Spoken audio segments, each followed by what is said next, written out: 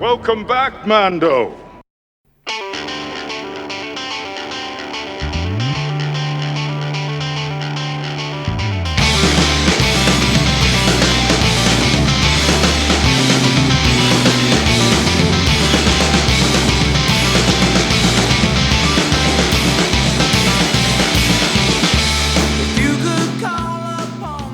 Oh, greetings, Buckethead Buccaneers. Welcome to our 291st Tack Renard Regaling episode of Mandovision. I am your host, Narguy Tom, and thank you so much for checking out this small independent Star Wars podcast. We're so glad you're here. Reach out to us on the socials. We're at Mando_Vision on Twitter and Instagram. Just plain old Mandovision at Blue Sky if you're doing that one. And you can email the show, mandovisiontom@gmail.com. Make sure you're liking, subscribing, and following and sharing the show with all the Mandalorians in your covert. My goodness, friends, we're off to a little bit of a rocky start. I apologize. How is everyone doing? Hope you are doing well with the holiday seasons. Hope everyone who celebrates had a nice Christmas this past week.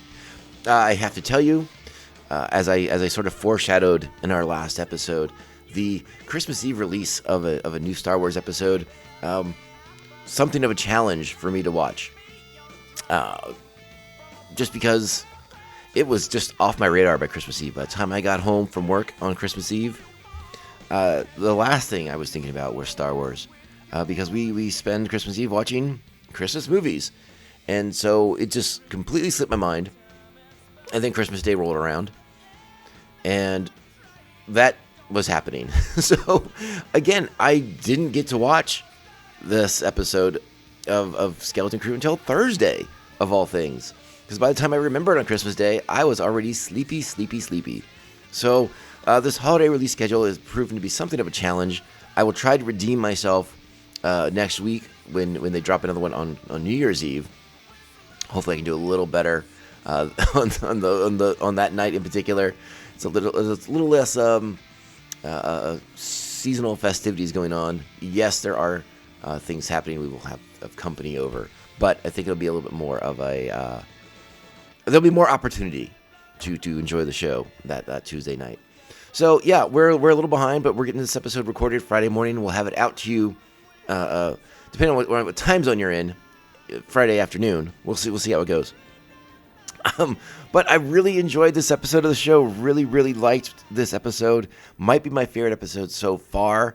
It had a little bit of everything. It had the adventure, the comedy, the world building, the mythology of the pirate captain now who crashed his ship on Ad-Aten. So a lot of stuff in this episode.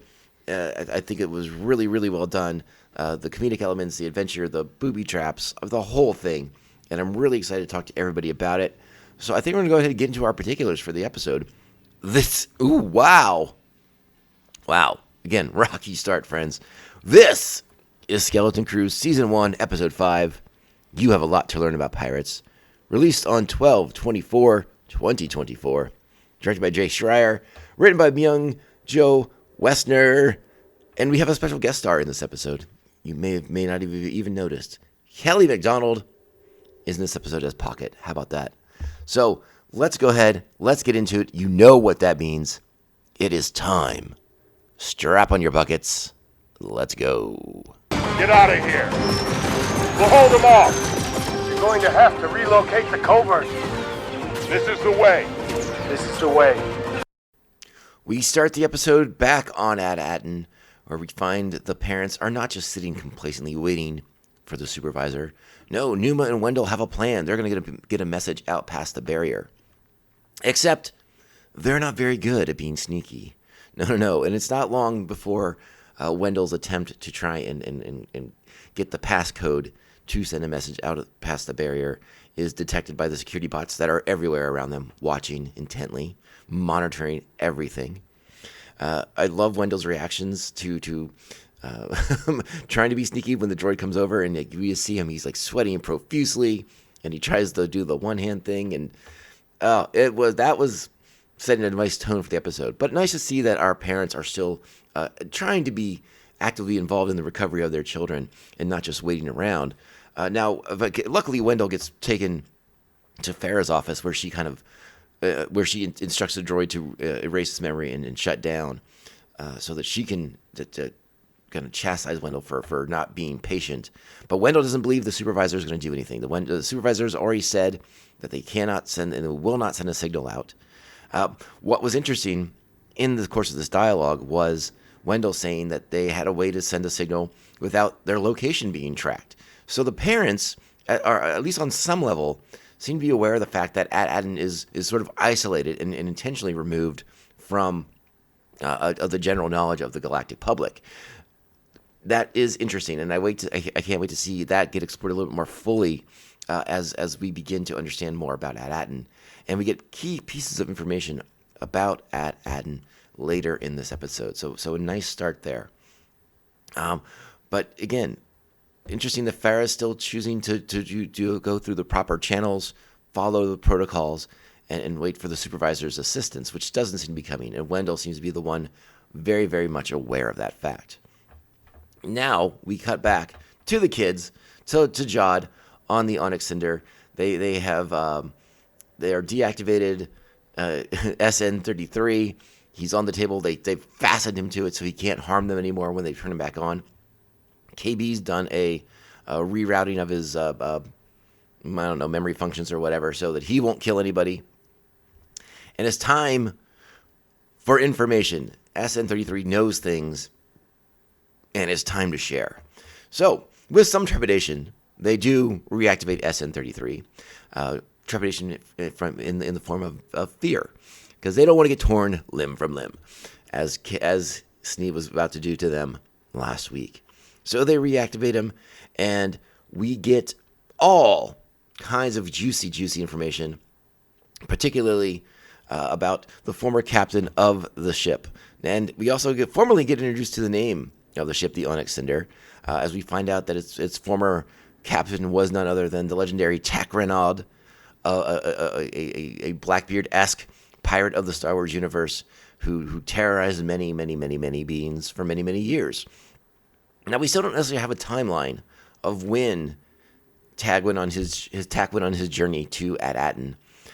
So I do like that fact. I do like that we're sort of playing around with the idea that Tak Renaud was this pirate who was a scourge of the galaxy for quite some time, but has also been missing for an unknown amount of time to help build the legend of himself, of Aden, and Riot maybe has fallen into, being a children's story or a tale for pirates and things like that. So we get a story about a mutiny on the ship as they make their way to Aden. We know that from at Akron, they get the location of Aden. So they are on their way, and Tak suspects a mutiny. And there's a whole piratey mutiny thing going on here.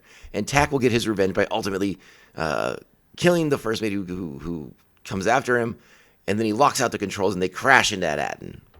Now, we don't necessarily have an identified body of Tak Renaud at this point, and I think it's fair to begin to address the rumors, and I have speculated about this myself, privately to my friends, unfortunately not on the podcast, so if you want to call me on it, go ahead, it's okay. But the idea that perhaps Tak Renaud is still alive, and is perhaps, maybe, the supervisor on Aden himself. Again, could be not, could be something else. I think there's a little bit more evidence to support that idea that's been floated around this idea has been floated around for a while now. I'm just one of the ones who does tend to believe in it. And we get a little bit more evidence of that. Or what could be evidence of that? It could be a red herring too, but we'll talk about that when we get to it in the episode. So then we get another comedic moment because we find out that Tak Renaud had a log, and his log is in his lair. And if they go to his lair, they can recover his log and get the coordinates to Aden. This would be on Skull Ridge Mountain, and luckily SN-33 knows the way. And so Fern orders him to take them there, and he does so by springing up from the table that he's on. The restraints did nothing to hold him back, and it's another good bit of levity for this episode. This episode also features several moments where the kids are kids in a couple different ways, and one of them is right after this moment here with SN33 revealing about Tack Reynolds. And I love that I caught the sort of response that each person has, right? Like the kids are over here and they kind of don't really care that much about this aspect of things, but Jod is completely fascinated now by the legend of Tack Reynolds and maybe what has become of him. Fern just wants to get the information. She just wants to go home. And meanwhile, Wim makes a little break for it. He needs a little air. It's getting a little intense for him in there. And Jod follows him, suspicious of something. He's not unsure what. And it's again another funny moment that when Jod realizes that Wim is off in a corner crying, Jod wants nothing to do but get away from it as fast as humanly possible. But Wim kind of lures him back with a story about his mother being dead. Not so much a story, but the information that his mother is not with him. So when he goes back to Ad-Aden, he's not going back to his mother. He's just going back to his father, who he seems to have a bit of a strained relationship with. And we get a conversation between Jod and Wim that is full of interesting nuggets from Jod. This is Jod talking about very Jedi things, like attachments and things like that. And then he drops, some more Jedi wisdom on him, focus determines your reality. The conversation about attachments. So Jod's still throwing out these Jedi platitudes, and we're seeing him use the Force again as he levitates Wim's pad to him. And it's a reminder that there's still a lot of to Jod that we don't know. And the suspicions that he has some sort of Jedi background, I think he's beginning to solidify a little bit.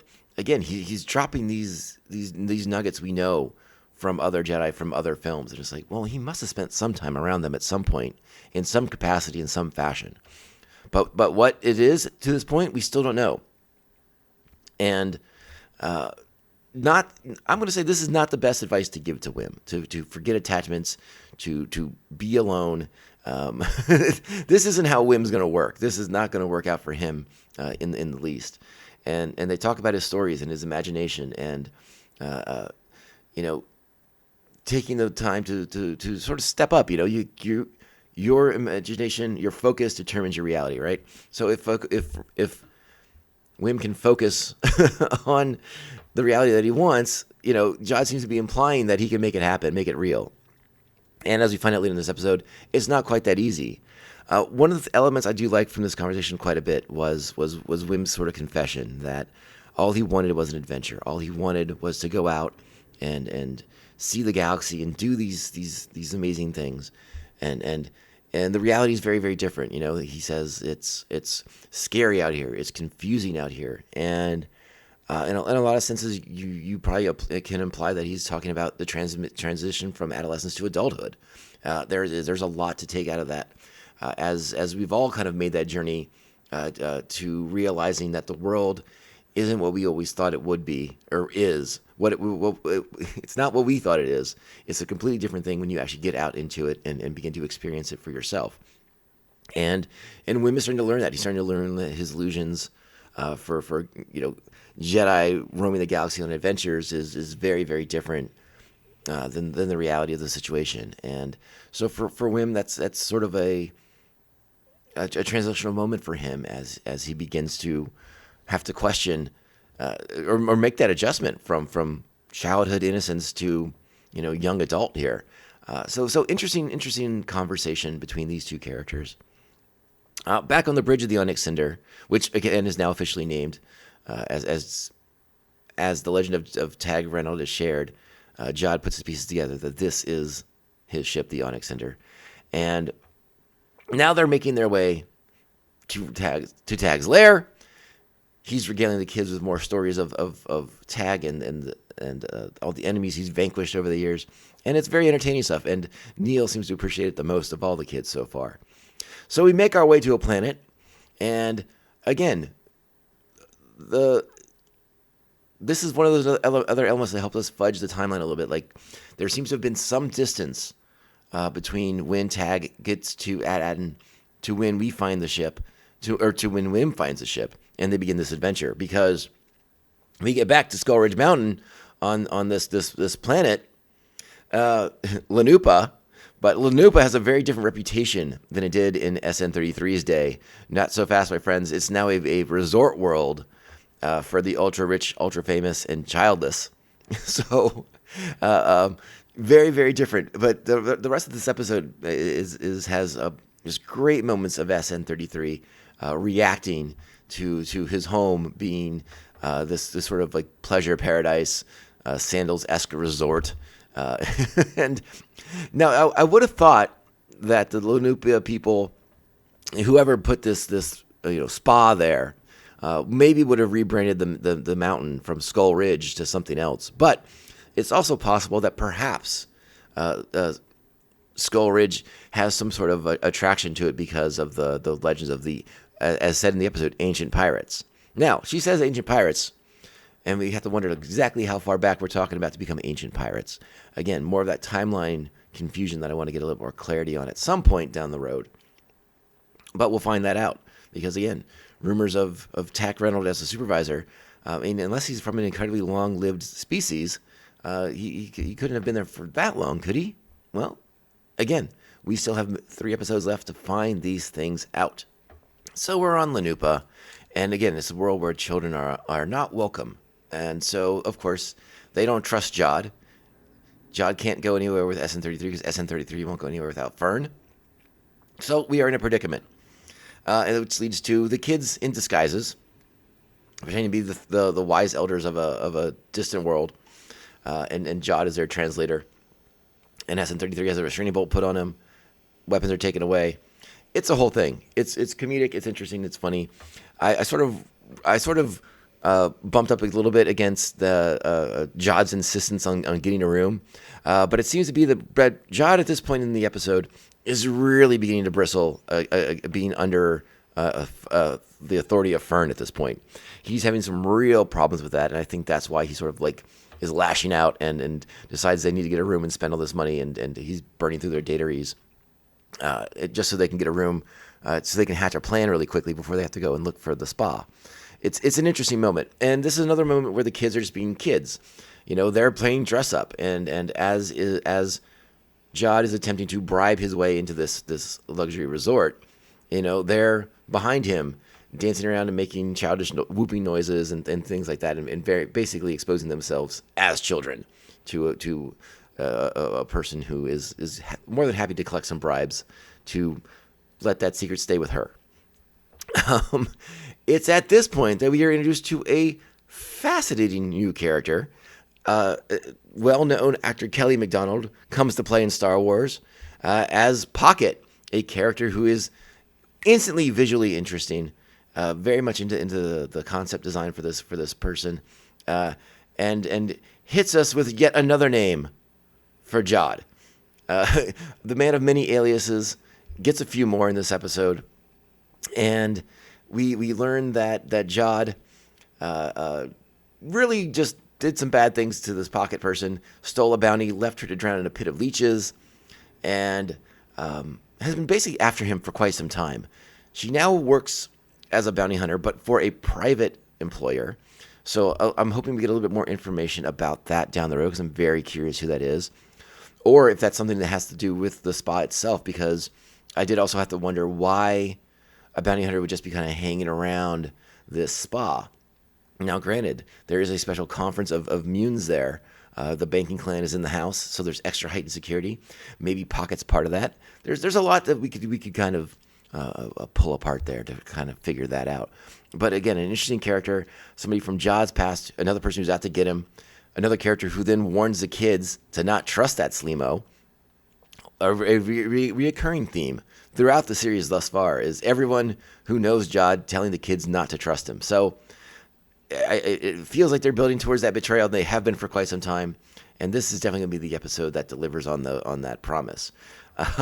But again, seeing this character now alerts Jod to the fact that they are going to be in big trouble here real soon. That if Pocket's not coming for him personally, that she is going to be at the very least pulling the bounty puck and reporting it to the person who issued it, in this case Brutus. And the pirates will be in hot pursuit, which is what we've been talking about for a couple episodes now. When do the pirates get back into the mix? When are they hot on the trail? Now they have their lead. Now they have their information on where to catch up with Jod, a.k.a. Silvo, Mad Captain Silvo, as he's later referred to in this episode. And it changes the dynamic of things, and it puts a sense of urgency on it, on what they're doing on Lanupa, as they have to find how to access Renaud's lair to get to the log. Again, but they balance this out really, really well with comedic elements. Like Neil and Wim wanting to go search the buffet, and Jod having to scream that they're not searching the buffet. Stuff like that. Really good. And again, we see Jod bristling that he's in the employ of children yet again, as they're on the bed having pillow fights, and he's freaking out that the pirates are coming. So he yells at the kids. He really tears into them a bit, and tries to emphasize, we are going to die if we do not figure this out soon. So the emphasis is back on it. They argue some more about splitting up into what teams and who's going to be with who and all these different things. And it's funny, but you can see Jod getting ready to pull his hair out because the kids are being kids. And again, they don't trust him. And Jod, obviously we know Jod has his goals. He wants the money. He wants the treasure. He wants to get that Atten. But he's had enough of the kids, I think, at this point. So we get to some searching around. We're looking for things.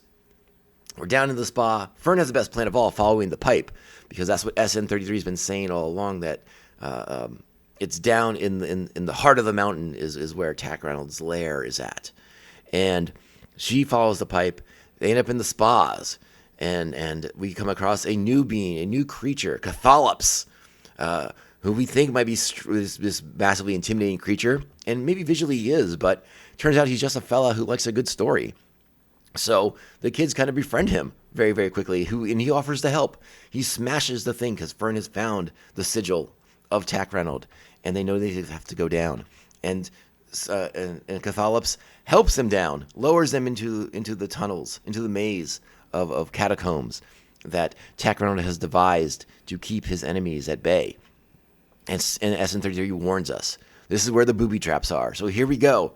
Indiana Jones style booby traps in Star Wars. First one we get, decapitating laser. That's super fun. Big fan of that. Now, up on the surface, everyone's figured out that Jod's not who he's supposed to be, and he's not supposed to be there. So the Lanupa security is following them. And now the pirates arrive. So we have two different forces working to track down Jod and the kids. And they are in hot pursuit as they have to make their way through the booby traps. So again, we have our decapitating laser. Then we find a not a pit into spikes. No. This is Star Wars. We get a repulsor that lifts you up into spikes, and that's pretty darn cool. We have a chamber with an acid bath. We have all kinds of good stuff in there. And again, pirates in pursuit. Lanupa security in pursuit. Pockets with the pirates. They're hot on the trail. They call out Jod's name at one point, but they're at this acid pit in the chamber, and they have to figure it out. And it's a funny moment. It's where we get the episode of the title that you have a lot to learn about pirates, because KB finds this in the ceiling that it's time for the ultimate sacrifice. You have to make the ultimate sacrifice if you want to access the treasure room of Tack Reynolds. But the ultimate sacrifice, the kids all think that would be sacrificing one's life. But no, not so fast. As Jod says, you have a lot to learn about pirates, and what they value most isn't life. Tack Reynolds, as Jod says, was a killer. He had no problem killing anybody at the drop of a dime. And so they scrounge around and realize that what was most valuable to a pirate is treasure. So they scrounge around and find the last of their dataries, and they throw it into the acid bath, and some sort of chemical reaction kicks into gear that triggers a draining system. So the acid drains out, the floor lowers in, and we are making our way into the treasure room of the legendary pirate Tack Reynolds. Pirates in hot pursuit. They close the door, but Jod knows it won't hold for long, so they have to be quick. They're looking for a data port. But everything in that room is suspect. So Wim, who we know has a habit of touching things and picking things up when he shouldn't, is actually showing restraint at various points in this episode, specifically when he walks around a pedestal that has a Jedi lightsaber on it, and the restraint he shows at not picking that up, at least not immediately. And so the hunt begins for this data port. We find it. It's hidden underneath a piece of what looks like fresh meat, but it's not because everything else is rotten. Though Neil discovers a booby trap on that table, almost triggers it himself, falls into a false bottom there. We'll talk about that later. We get the data port. Snee accesses the data port. We get to the captain's log. Now, Renaud's face is obscured. The video quality not so good on the hologram. I suspect this is because this is a trick we usually see when it's a face that might be familiar to us. Now, that being said, I don't think it's a character we've seen yet, but it might be a character we see soon. And they may not want us to know necessarily that Renaud is still in play here. So, like maybe when we finally meet the supervisor, we were not supposed to know that it's Tag Renaud just yet. That's a working theory. Seems to make some sense, or else why wouldn't we see Renaud's face right now? And even the kids are like, why can't we see his face? What's going on here? But we get, not only do we get the coordinates to At-Aten, we also find out why At-Aten is so gosh darn important, why it is the world of eternal treasure. It's because it is the last of the old Republic mints. That's where they make the money. And that is where this treasure just resides. Because again, At-Aten's cut off. No one's making deliveries. There's got to be just Dataries just sitting around. And think about it. Tag Renaud could just be there in a role as a supervisor, just hoarding treasure as they make it for him, fresh off the presses. Makes a lot of sense, kind of tracks. But Jod gets this information now, and things begin to click into place. And we get, this is one of those things that the show does so well. It's been laying the groundwork for the pirates and the pirate code this entire time, and Jod invokes the challenge. He uses the code. He is going to challenge for captaincy right now. He's going to fight Fern. And he doesn't want to fight Fern. And I do believe he doesn't want to fight Fern. He just wants her to yield, to give him the captaincy so that he's back in charge. He can go to the mint and get his treasures now. Not some sizable reward from their parents. No. Jod was never going to play that game. So here is the betrayal. At one point, holds a knife to Fern's throat, asking her to yield. And this is the moment Wim thinks he's going to step up, right? His focus determines his reality. He grabs the lightsaber, and he gets in his stance, and he's ready to go. One problem, the lightsaber's upside down. And so that goes skittering across the floor as Wim nearly skewers himself. And the kids are kids again at this point. Like, they have had whatever illusion they had that they were in control of the situation has been shattered. They're all huddled around that table now. And eventually Fern relents. Jod is now the captain. SN33. I think he is sad to see Fern not be the captain any longer. He's never seemed to like Jod very much. But the droid has to follow the rules. And so Jod orders the children to be taken prisoners for attempted mutiny against the captain. But Wim springs into action here. He triggers the booby trap so they can escape, and they go down that chamber by with the chair and the false bottom, and they're down a chute. Where does it go? We don't know. Hopefully not to the incinerator, because that would be bad. But they're not taken prisoner by Jod, at least. And then Jod, with a great ending to the episode, using his force powers, calls the fallen lightsaber to him, and as it goes to black, we hear the lightsaber engage. And I was really pumped at the end of this episode. I loved it. It's a great episode. You know, Old Republic Mint, Jod's betrayal, Wim not knowing how to handle a lightsaber. We have the legend of Tag Renaud now. We know the purpose of At-Aten. Just a great episode. Fun, adventure, good comedy, callbacks to things they set up, many episodes ago. The show has done a really nice job with its callbacks being salient, like being measured and well thought out, not as kind of like impulsive and sort of ham-fisted, all right? So this episode nails it for me. This is 9 buckets, easy peasy sneezy. Love this episode of the show. I'm going to watch it. I've already watched it twice. I'm going to watch it again tonight because I really dig this one. It's a lot of fun. SN33's reactions as he's walking around the spa. Where's the fighting pits? Where are the acid baths? All these things. It's very humorous. All his attempts at harm, trying to attack the Lanupa resort people, but not being able to because of the restraining bolt against him. Seeing a restraining bolt in action in many senses is amusing. Check out the episode again. Watch it a bunch. It's a really, really good one. And I'm really excited to see where things go now. Where did the kids go? What's Jaw's next step? I assume he has to get out of there. He did turn the acid bath back on to theoretically kill the pirates that were outside waiting for him. We don't know for sure. Hopefully not, because Pocket was with him, and Pocket's a character that I'm intrigued by. And also, Jaleel White's character was also out there too, and I would be a little surprised if he died so quickly. But we'll find that out too in hopefully future installments of the show. So yeah, next week on New Year's Eve, the new episode will drop. We are going to do our best to be a little bit more proactive about getting this episode recorded for next week. We'll do our best. It's the holidays, friends. Things happen. All right. I think that's it. Again, 9 buckets. Love this episode. Love the booby traps. Love Cathallops, Pocket. Great new characters being introduced. The idea of another resort world is sort of funny. That this pirate haven has now got a big resort on it, which is sort of like, the real Caribbean now and how it is. So I enjoyed that quite a bit. Big fun. And then again, the inevitable betrayal of Jod. And now the kids have to work against him. So let's see what happens next. I'm excited. Reach out to us on socials. We're at Mando_Vision on Twitter and Instagram. Just Mandovision at Blue Sky. Email us mandovisiontom@gmail.com. Make sure to like, subscribe, follow, and share the show with all the Mandalorians in your covert. If possible, or so inclined, the best way to support the show, sweet 5-star reviews. They help the small independent shows like us stand out, not get lost in the shuffle. All right, Bucketheads and Buccaneers, we'll be back next week.